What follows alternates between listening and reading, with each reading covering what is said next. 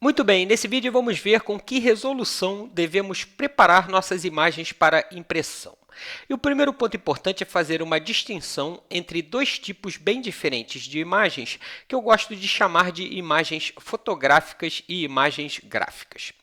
Imagens fotográficas são, por exemplo, as fotos tiradas com nossa câmera digital. Elas são formadas por tons contínuos e muitas transições suaves entre cores, como nesse pôr do sol. E nas imagens fotográficas é difícil dizer onde uma cor acaba e a outra começa.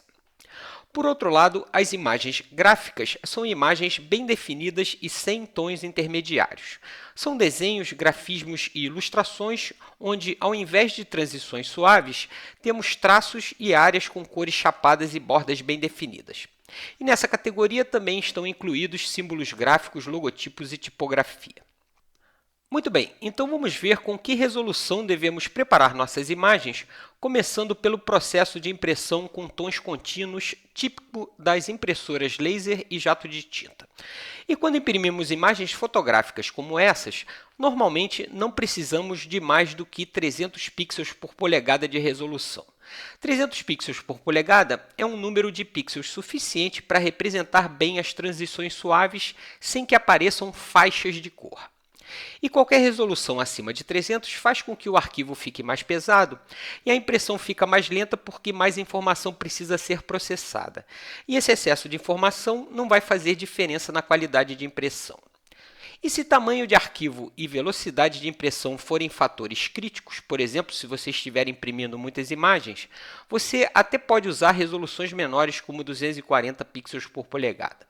E aqui uma dica, experimente fazer um teste e compare os resultados imprimindo a mesma imagem com o mesmo tamanho e diferentes resoluções, por exemplo, 240, 300 e 360 pixels por polegada. Agora, para imagens gráficas, a questão é outra. Não precisamos de definição nas transições suaves. Ao contrário, precisamos de definição nas linhas, bordas e nos detalhes pequenos. E para esse tipo de imagem, devemos usar resoluções a partir de 600 pixels por polegada para evitar linhas serrilhadas. E claro, nesse caso, a gente também depende da resolução da impressora. E já é comum encontrar impressoras jato de tinta que imprimem 1440 pontos por polegada ou mais.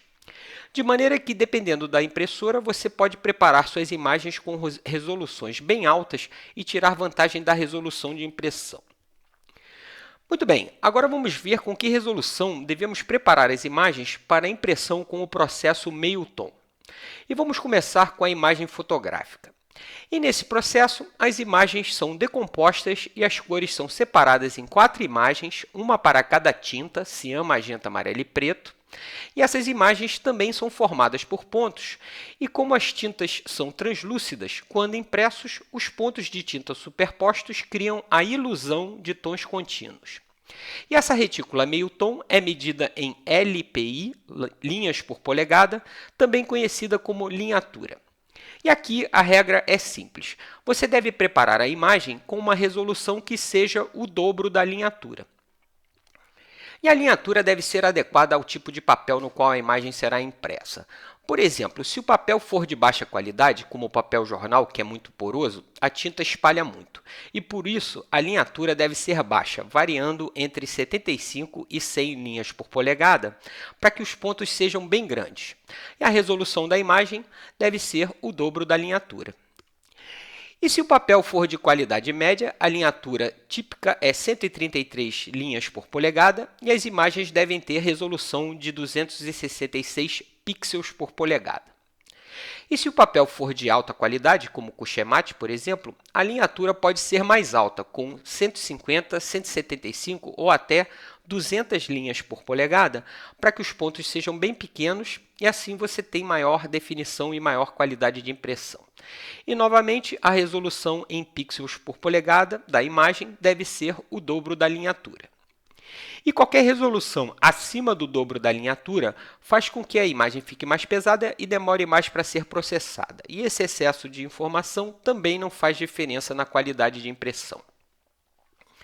E quando imprimimos imagens gráficas no processo meio-tom, as imagens também são decompostas em 4 imagens, uma para cada tinta, mas aqui, novamente, A questão não é garantir transições suaves entre cores. O importante é garantir que as linhas e bordas fiquem bem definidas. E para isso você deve usar resoluções acima de 600 pixels por polegada.